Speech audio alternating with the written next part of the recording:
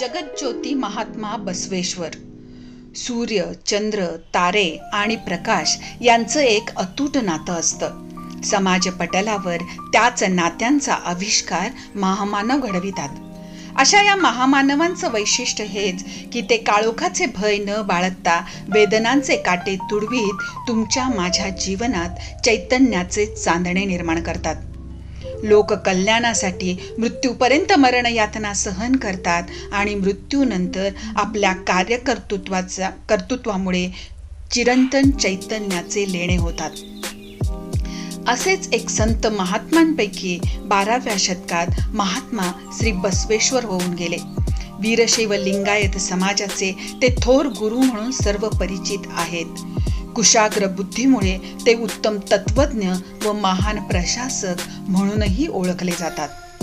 धर्मप्रबोधन, धर्माचा पुनर्विचार व समाज प्रबोधन यांचा अपूर्व समन्वय म्हणजे महात्मा बसवेश्वरांचं जीवन व त्यांचे कार्य.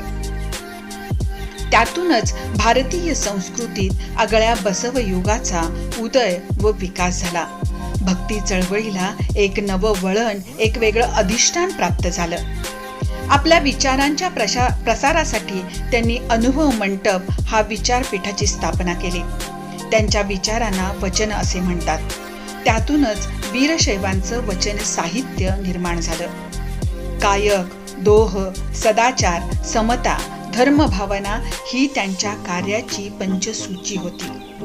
महात्मा बसवेश्वरांच्यामुळेच नवचैतन्य लाभलेल्या वीरशैव लिंगायत धर्म हा भारतात एक प्रमुख धर्म म्हणून ओळखला जाऊ लागला.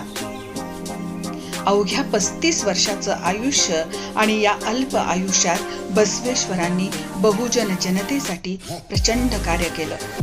व्यक्तीच्या जन्मावरून नव्हे तर त्यांच्या कार्यावरून त्यांची ओळख निर्माण व्हावी हे 12व्या शतकात लोकांना पटवून देणं सोपं नव्हतं.